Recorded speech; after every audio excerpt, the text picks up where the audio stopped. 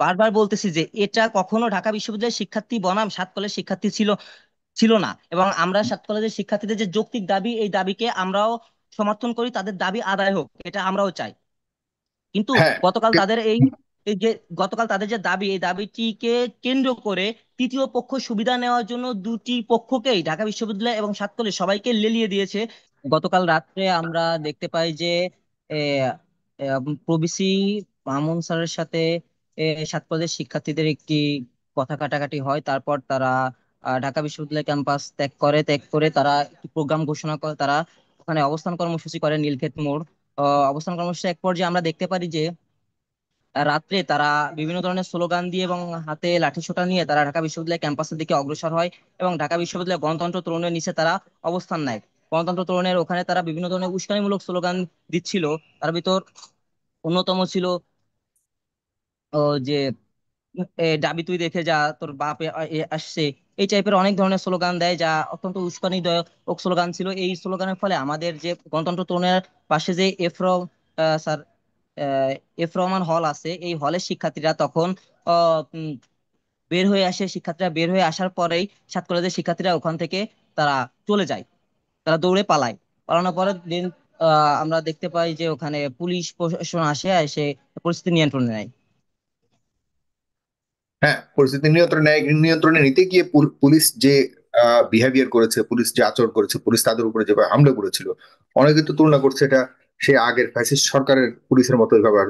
তারা তো শিক্ষার্থী, তারাও তো আপনার একটা যৌক্তিক দাবি নিয়ে দীর্ঘদিন আনন্দ, তারা তো অপরিচিত কেউ ছিল না। সুতরাং তাদের উপরে কেন এই ধরনের আচরণ করা হলো? তাদের একজন নেতাকে তো পিটিয়ে এমন ভাবে পেটানো হয়েছে, সে দেখা গেছে স্পষ্টভাবে ভিডিওতে, তাকে আইসিইউতে পর্যন্ত ভর্তি করাতে হয়েছে। দেখুন, ঢাকা বিশ্ববিদ্যালয়ে সরি ঢাকা কলেজ সহ সাত কলেজের শিক্ষার্থীদের যে দাবি ছিল, দাবির সাথে আমি নিজেও একমত। আমি চাই যে তাদের দাবিগুলো আদায় হোক। তাদের দাবি আদায়ের উদ্দেশ্যে এই ইন্টারিম গভর্নমেন্ট শিক্ষা উপদেষ্টা ওয়াহিদ উদ্দিনকে প্রধান করে একটি কমিটি গঠন করছিল অক্টোবর মাসে, 24 সালের অক্টোবর মাসে। এবং তাদের এ ছিল যে তারা 6 সপ্তাহের মধ্যে আপনারা এই সেখানে কমিটি। বাধা দিতে গেলেন কেন? আপনারা সেখানে বাধা দিতে, তারা তো অধিভুক্ত ঢাকা বিশ্ববিদ্যালয়, তাদের ওখানে যাওয়ার অধিকার রয়েছে, তাদের আন্দোলন করার অধিকার রয়েছে, তাদের ওখানে গিয়ে শিক্ষকের সাথে কথা বলতে, কিন্তু দেখুন, আপনাদের আমরা সাথে কেন? তাদেরকে বাধা বাধা দেয়নি। এফ রহমান হলের শিক্ষার্থীরা ওখানে যখন ঢাকা বিশ্ববিদ্যালয়কে নিয়ে বিভিন্ন উস্কানিমূলক স্লোগান দেয়, তখন এফ রহমান হলের শিক্ষার্থীরাও তারাও রাস্তায় নেমে আসে। তারা রাস্তায় নেমে তাদের রাস্তায় নেমে আসতে দেখেই এই সাত কলেজের শিক্ষার্থীরা তারা ওখান থেকে লেজ গুটিয়ে পালায়। কেউ বাধা দেয়নি তাদের। ছুটিয়ে পালায়? এভাবে মারে হ্যাঁ। মানুষকে? যেভাবে দেখলাম পুলিশ মানে একদম পুরোপুরি যেভাবে মাটিতে ফেলে রাকিবকে পিটিয়েছে, আপনি পারতেন পাল্টা না, আক্রমণ করতে? পুলিশের এই ধরনের পুলিশ এই যে পুলিশকে হাসিনা রেখে এনেছে, যাওয়া পুলিশকে পেটোয়া এনেছে বাহিনী। কি? পুলিশকে কি ঢাকা বিশ্ববিদ্যালয় ঢাকা কলেজের ছাত্র শিক্ষার্থীদেরকে মারার জন্য পুলিশকে আনা হয়েছে? আপনাদেরকে পুলিশকে তো আহত হয়েছে? আমরাও ইনফর্ম করিনি। পুলিশ এসেছে ওখানে শান্তিপূর্ণ পরিস্থিতি ফিরিয়ে আনার জন্য। আমরা ওই ঢাকা কলেজের মোহাম্মদ রাকিবকে দেখেছি। তারা সে ঢাকা কলেজের সকল শিক্ষার্থীকে উস্কানিমূলক একটি পোস্ট করেছিল, সকল শিক্ষার্থীকে বের করে আনার জন্য। সে পোস্ট লিখছে যে তোরা সবাই বের হয়ে আয়। আহ, ঢাকা কলেজের শিক্ষার্থীদের উদ্দেশ্য করে এই টোকাইদেরকে সে দেখে নিবে। মানে সে ঢাকা বিশ্ববিদ্যালয়ের শিক্ষার্থীদেরকে টোকাই সম্বন্ধ করে সে ঢাকা কলেজের শিক্ষার্থী সহ সাত কলেজের সকল শিক্ষার্থীকে সে জড়ো করে। এবং মানে রাকিবকে ওই পুলিশের লেখার সাথে জন্য যে তার টার্গেট কি করা হয়েছে? হয়েছে এটা আমরা এখনো জানি না। ওই কিন্তু ওই পুলিশ লেখার যে জন্য আমরা রাকিবকে আমিও টার্গেট ভিডিও করে দেখতে পেয়েছি। পেটানো হয়েছে? না, ভিডিওতে পুলিশের এই কাজের জন্য আমিও পুলিশের এটা অত্যন্ত তীব্র নিন্দা জানাচ্ছি। পুলিশের এই কাজের কারণে পুলিশকে কখনো ঢাকা বিশ্ববিদ্যালয় কেউই তাদেরকে এই অর্ডার দেয়নি যে আপনারা কারোর গায়ে হাত তুলেন। পুলিশকে সতর্ক শান্তিপূর্ণ অবস্থান নেওয়ার জন্য বলা হয়েছে সবসময়। পুলিশ তাদের যে আওয়ামী আমলে তাদের যে স্বভাব ছিল লাঠিচার্জ করা, সেই স্বভাব এখনো ছাড়তে পারে নাই। জি। আহ, তার আম- মানে আমরা আপনারা। দেখেছি যে হুম, গতকাল গতকাল আমরা দেখেছি যে শাহবাগেও পুলিশ এই আমাদের শিক্ষক পিচুতুলো শিক্ষকের উপরও হামলা করছে, ইবতেদায়ী শিক্ষকের উপর। হুম। তাহলে এই দায় কি আপনাদের উপরে যায় কিনা? যে আপনারা যে আসলেন, আপনারা ঢাকা বিশ্ববিদ্যালয়ের শিক্ষা বা ঢাকা বিশ্ববিদ্যালয়ের বিরুদ্ধে স্লোগান দেওয়ার কারণে আপনারা সবাই হল থেকে বের হয়ে তাদের এই যৌক্তিক দাবির বিরুদ্ধে গিয়ে আপনারা তাদের উপর হামলা করলেন, বা তাদের সামনে আমরা দেখেছি, ভিডিওতে দেখেছি হাসনাত আবদুল্লাহর বিপরীতে আপনারা দাঁড়িয়েছেন, হাসনাত আবদুল্লাহ এসেছে সেটা সমাধান করতে। দেখুন, হাসনাত আব্দুল্লাহ ভাইয়ের বিরুদ্ধে কেউ দাঁড়ায় নাই ওখানে। আমরা এখানে কখনো মনে করি না যে এটা ঢাকা বিশ্ববিদ্যালয়ের শিক্ষার্থী বনাম সাত কলেজের শিক্ষার্থীদের কোনো বিরোধ নয়।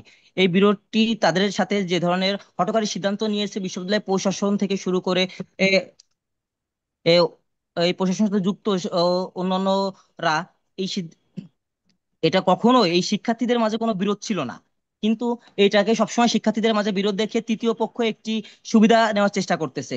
আমরা গতকাল দেখতে পেয়েছি তৃতীয় যে পক্ষ। আওয়ামী লীগের বিভিন্ন পেজ থেকে এই যে হুম। ঢাকা বিশ্ববিদ্যালয় এবং ঢাকা কলেজ সহ সাত কলেজকে বিভিন্ন উস্কানিমূলক বিভিন্ন ধরনের পোস্ট করে তাদেরকে উস্কানি দেওয়া হচ্ছে, একে অপরের বিরুদ্ধে লেলিয়ে দেওয়া হচ্ছে। আমরা দেখতে পাই তারা বিভিন্ন ধরনের প্রোপাগান্ডা মূলক পোস্ট করেছে গতকাল। এবং এই প্রোপাগান্ডার ফলে যে শিক্ষার্থীদের মাঝে যে বিভাজন, এই বিভাজন সৃষ্টির ফলে আসলে লাভ হবে তৃতীয় পক্ষ বা আওয়ামী ফ্যাসিস্টদের। কিন্তু হুম। আমরা বারবার বলতেছি যে এটা কখনো ঢাকা বিশ্ববিদ্যালয়ের শিক্ষার্থী বনাম সাত কলেজের শিক্ষার্থী ছিল ছিল না। এবং আমরা সাত কলেজের শিক্ষার্থীদের যে যৌক্তিক দাবি, এই দাবিকে আমরাও সমর্থন করি, তাদের দাবি আদায় হোক এটা আমরাও চাই। কিন্তু হ্যাঁ। গতকাল কি- তাদের এই এই যে গতকাল তাদের যে দাবি, এই দাবিটিকে কেন্দ্র করে তৃতীয় পক্ষ সুবিধা নেওয়ার জন্য দুটি পক্ষকেই ঢাকা বিশ্ববিদ্যালয় এবং সাত কলেজ সবাইকে লেলিয়ে দিয়েছে।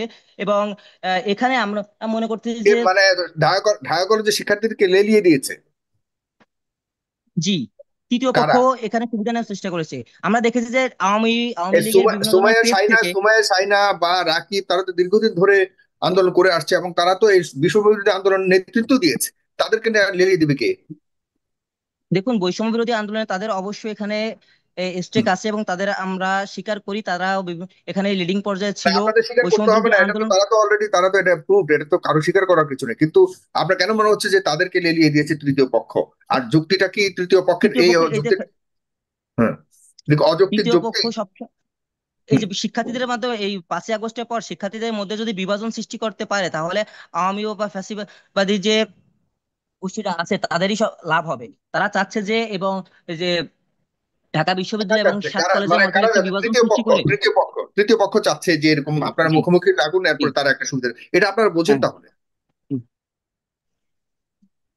হ্যালো, হ্যাঁ, এটা কি আপনারা বোঝেন হ্যাঁ, তাহলে? অবশ্যই। তো বোঝার পরেও আপনারা এই পরিস্থিতি কেন কেন আপনারা তৈরি করলেন? যখন ঢাকা কলেজের একটা ঘটনা ঘটেছে, আপনারা তো পারতেন তাদেরকে হয়তো সহায়তা করতে, তাদেরকে ওয়েলকাম করতে, ওইভাবে মারমুখী অবস্থাতে না গিয়ে। যাক, এটা লম্বা বিতর্ক, আপনাকে অনেক দেখুন, ধন্যবাদ অনেক মারমুখী যুক্তি করেছেন। অবস্থানে ঢাকা বিশ্ববিদ্যালয়ের শিক্ষার্থীরা কেউই মারমুখী অবস্থানে কখনো যায় নাই। তারাও গণতন্ত্র ত্বরণ পর্যন্ত প্রথমে অবস্থান নিয়েছে। এ এ ঢাকা বিশ্ববিদ্যালয়ের শিক্ষা এবং ওখান থেকে আমরা দেখতে পেয়েছি সাত কলেজের শিক্ষার্থীদের মধ্য থেকে মোহাম্মদ রাকিব রাকিব সহ আজকে মইনুল যে ঘোষণা দিয়েছে, আজকে মইনুল ঘোষণা দিয়েছে যে যদি তাদের হুম। 5 দফা দাবি মেনে নেওয়া না হয়, তাহলে ঢাকা কলেজের সামনে থেকে ঢাকা বিশ্ববিদ্যালয়ে কোনো বাস বা পরিবহন চলাচল করতে দিবে না। হুম।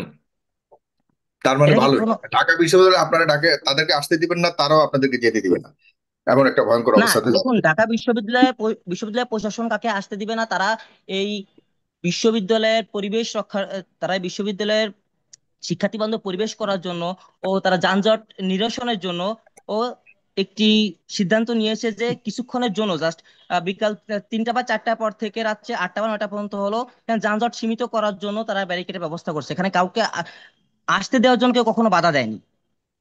আচ্ছা, ধন্যবাদ আপনাকে, ধন্যবাদ।